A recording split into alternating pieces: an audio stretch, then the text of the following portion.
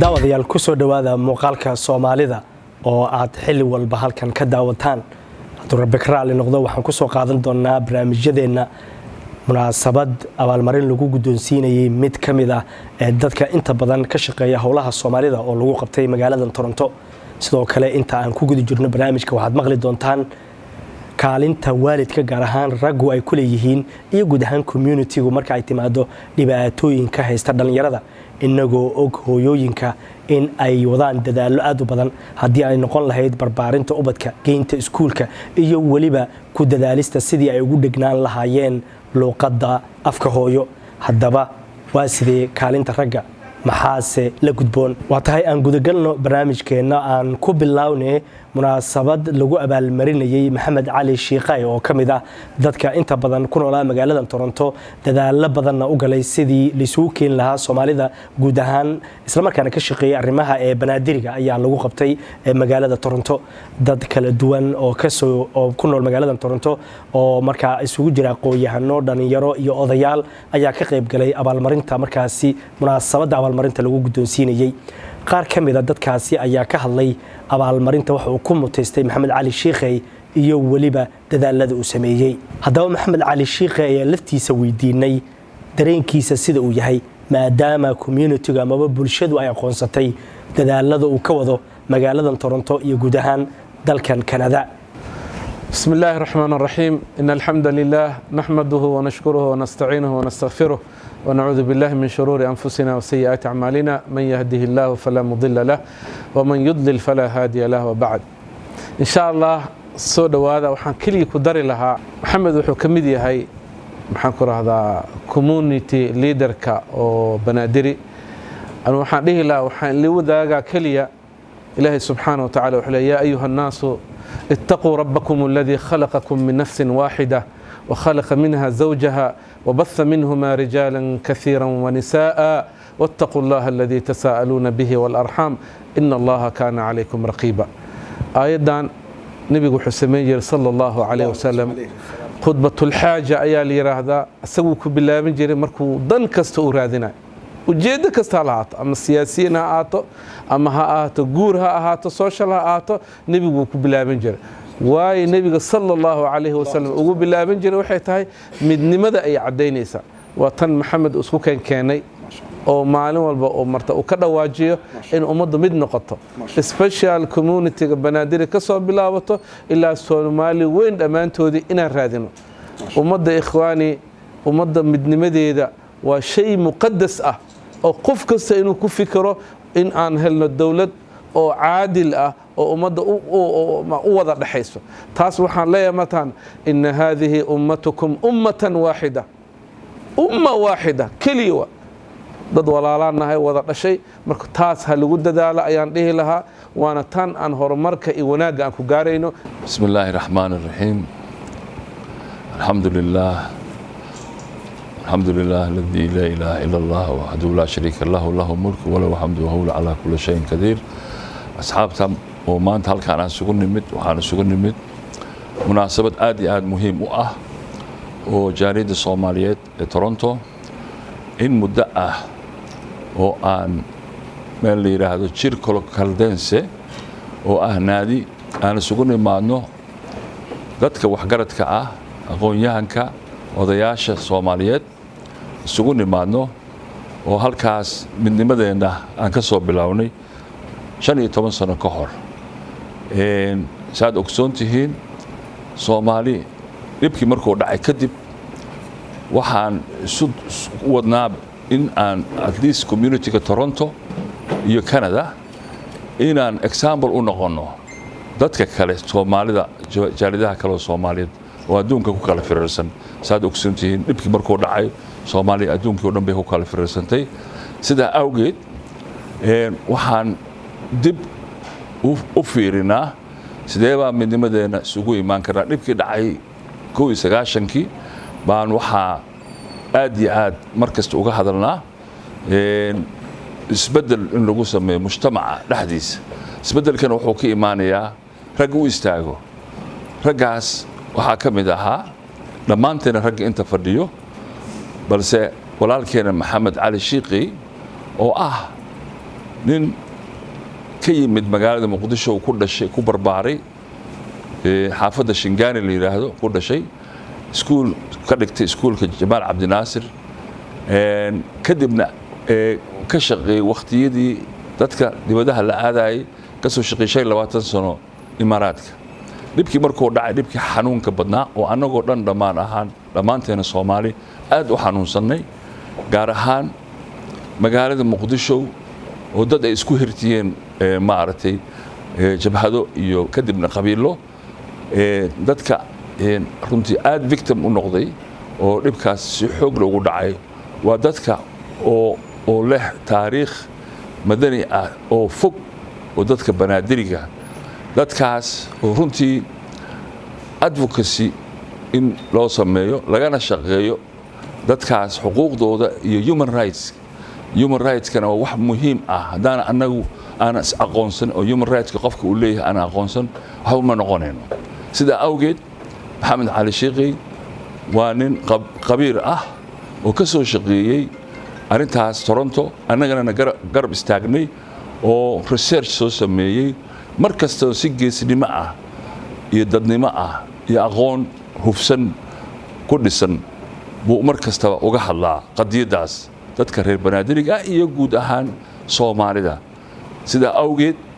inagu in muddo ah anagoo isugu nimid meesha xirfadihii uu sameeyay oo muuqdo oo aan la qarin karin oo rag badan dabcan jaaliyada banaadiriga waa weyn aad bay u badan rag qaarkood waxaan ku arkay Soomaaliya Dr. Xuseen Macow oo kamid ah oo mashaariic ka wada halkaas dad kalena waxa way leaders waay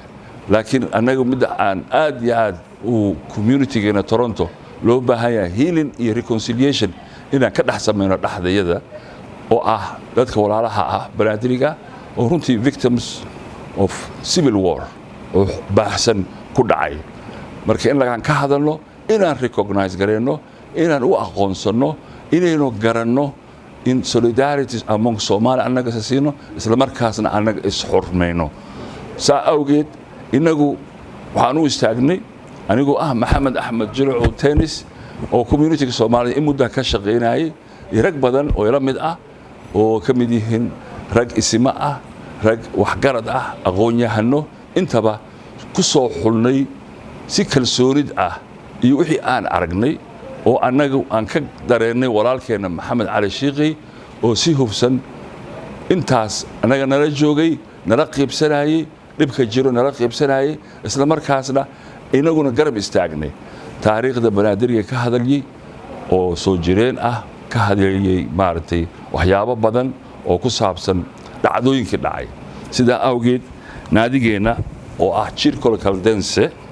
oo Somali community waxaan u soo garanay walaalkeena Maxamed Cali Shiiqi inaynu siino award oo jaaliyada Soomaaliyeed dhammaan inaynu siino award in recognition for his leadership oo u istaagay arintan and guidance kii oo muujiyay to the rights of the Somali Banadiri people and their community 2019 macnaheedu waxa waaye waa muhiim inagu ma qadarino waxa la yiraahdo human rights ma qadarino xuquuqda ay leeyihiin qofka bini'aadanka ah oo kitaabkan ku dhigan tahay isla markaasna adduunkana madaniga dad kasto adduunkan ay qadariyaan marka rights-ka waa xuquuqda dadka reer banaadiriga oo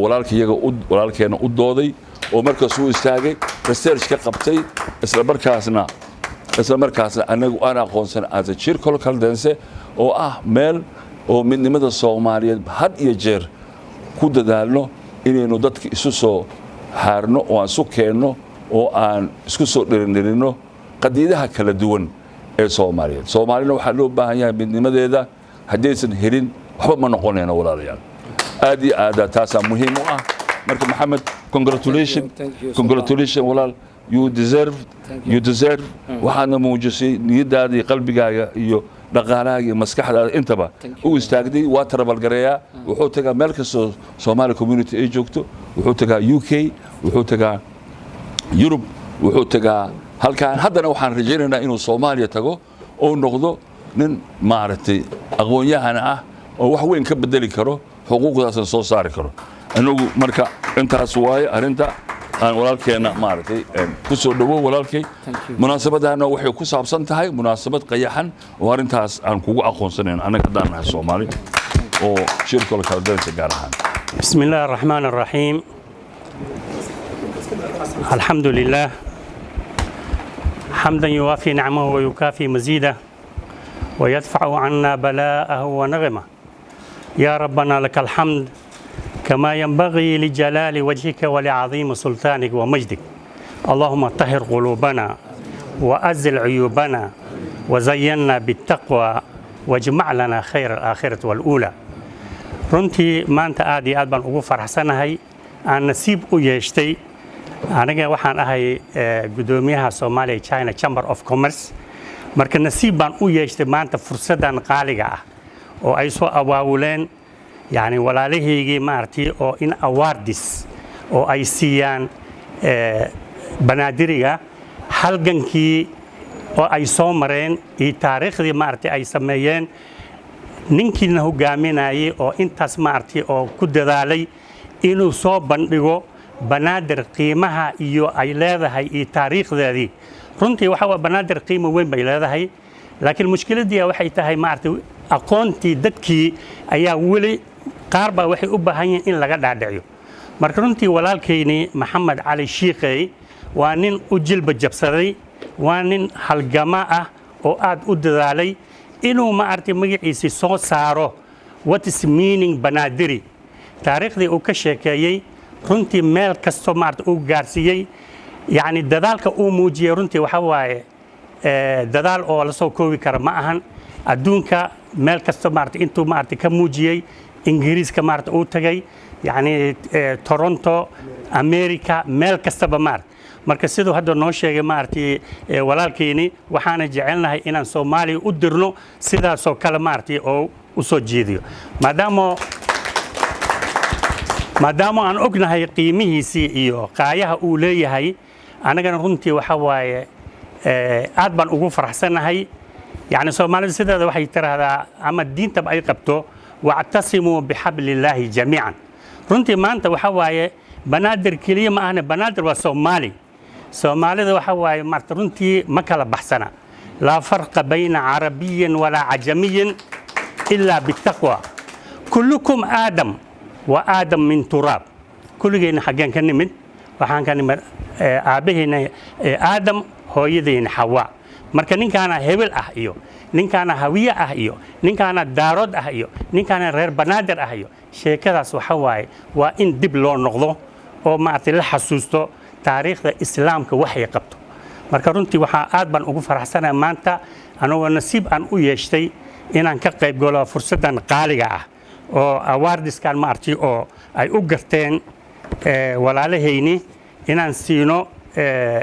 Maxamed Cali Shiiqey marka waxaan leeyahay Maxamed Cali Shiiqey dadaalkaadii ilaahay maartii ka abaalmariyo runtii waxaad qabsatana taariikhday qoraysaa ma aha maartii wax maartii oo la sheegay ma aha hadan waxaan leeyahay maartii awardskan inaan ku doonsiyo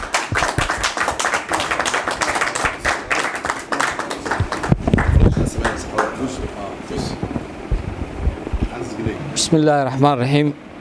السلام عليكم ورحمة الله وبركاته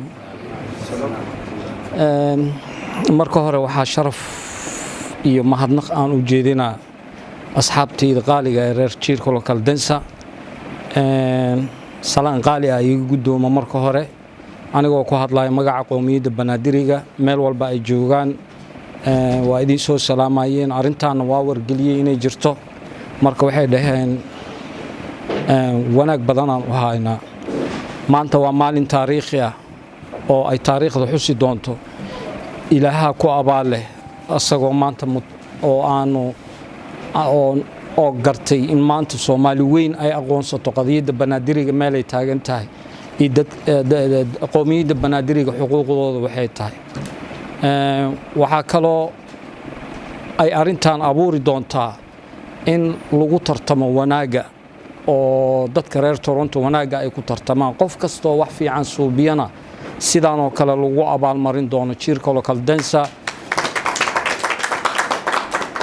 waa wax fiican in wanaagga lagu tartamo yacni qof walba wuxuu sameeyo in la tixgeliyo la qiimeeyo sharaf weyn bay u tahay jiirka local dance inay arintan soo abaabulaan ujeedada laga lahaa abaalmarintan waxay tahay in dadka wax qabto la abaalmariyo in arintan tusaale ay u noqoto dad kale ururo kala jiraan oo ay loo baahan yahay inay ku daydaan jiirka local dance hawshan ay qabatay inay dhahaan anagana waa sameeynaa inay abuurmaan jawi fiican oo dadka ay iskugu yimaadaan oo laga wada hadlo la dhaho maxaa noo dana aniga shakhsiyan maanta aad baan u faraxsanahay ma soo koobi karo farxadeydii meel ay gaarsiisan tahay waxaan u maleynayaa inaan ahay qofkii ugu horeeyay magaalada Toronto abaalmarin noocaan oo kale laga siiyey reer banaadirigana qoomiyadda banaadirigana sharaf weyn bay u tahay in maanta ay arkaan dad u taagan u heelan inay taageeraan qadiyadoodii aad iyo aad u mahadsantihiin amaam gaar ah waxaa mudan Suldaan Maxamed Axmed Jilocow Teenis ugaas Cabdirashiid Guuleed Cadde iyo Sadiiq Cali Xaashi iyo dad kasta oo ka soo qabanqaabiyey xafladaanetii idinkana aadaan idinkaga mahad celinaa soo qaybgalka ka soo qayb gasheen dada meel fog ka yimaadeen cali walaalkayga cali macow kale wuxuu ka yimid golf wiilkan abtigu ahaa baazi asagana kitchener ka yimaaday dad badan aan la soo koobi karin kulligiin waa ku mahadsantihiin imaatinka aad imaateen wabillahi tawfiiq wassalaamu calaykum waraxmatullahi wabarakaatu bismillaahi raxmaani raxiim assalaamu calaykum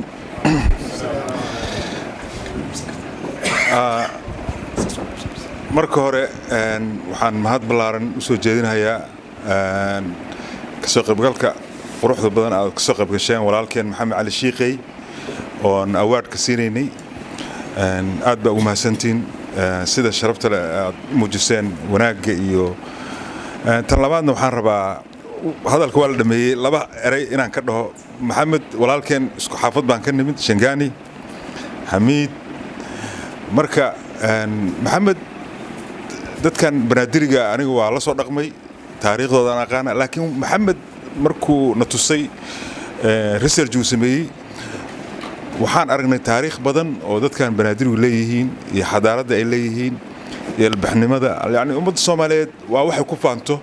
xadaaradda la sheegay ummadda Soomaaliyeed leedahay waa taariikhda banaadiriga weey marka anagoo dhan sharaf badan magaca Soomaali dad banaadirigu waa dad Soomaali ah markaan arkay 1600 sano ka hor delegation ay China waqtiga Silk Road ay aadayeen marka maxamed educational wax badan mu nabaray marka walaalka maxamed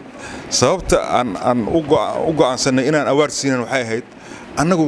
nabaray taariikhda banaadiriga marka muhiimadda u weyn awardka aan ku siinay waxa weeye waxaan ka hadda sida suldaankii rag badan sheegeen walaalkii uu noo sheegay doctorka Ali maxamed waxaa loo baahan yahay inuu Soomaaliya tago oo dadkan adkaray oo taariikhda banaadiriga oo tuso marka aad baa mahadsantiin bahda media Maxamed Daahir Voice America aad baa mahadsantiin ka soo qaybgalka naga soo qayb gasheen assalaamu calaykum